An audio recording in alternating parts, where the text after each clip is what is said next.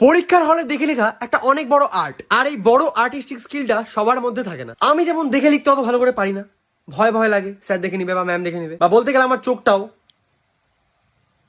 এত বেশি ঘোরে না। কিন্তু আমার কিছু বন্ধুর চোখ 99.99.9909.009 ডিগ্রি ঘুরে যায়। এমনকি ওরা টিচারের সামনে শিট এক্সচেঞ্জ করতেও ভয় পায় না, ফাক ফাক করে শিট এক্সচেঞ্জ করে নেয়।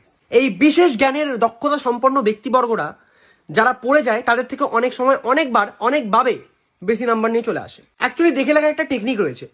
প্রথমে তো তোমাকে এই স্কিলটা ভালো করে অর্জন করতে হবে, আর একজনের খাতা দেখে লিখলে হবে না, আশেপাশে প্রায় প্রত্যেকের খাতা দেখে পুরো খাতা ভর্তি করে দিয়ে চলে আসতে হবে। কথিত আছে চুরি বিদ্যা মহাবিদ্যা, যদি ধর্ণা পড়ো তাহলে। অনেক সময় স্যার ম্যামরাই ঘাবড়ে যায়, যে ছেলেটা সারা বছর কিচ্ছু পড়েনি সে ছেলেটা পরীক্ষা নিলে 100-150 পেয়ে যাচ্ছে কি করে, how it is possible. But জানে না যে ছেলেটা অ্যাকচুয়ালি একটা বিশেষ স্কিলে দক্ষ, যার নাম চুরি বিদ্যা। এই বিদ্যা অর্জন করতে গেলে তোমাকে রোজ সকালবেলা ঘুম থেকে তাড়াতাড়ি উঠে চোখকে 100, 200, 300, 400 যত ডিগ্রি পারো তত ডিগ্রি ঘুরানোর প্রয়াস করতে হবে, এবং মাথা না ঘুরিয়ে। অনেকে কম দামি টেকনিক ইউজ করে, যেমন অনেকে টুপি পড়ে যায়।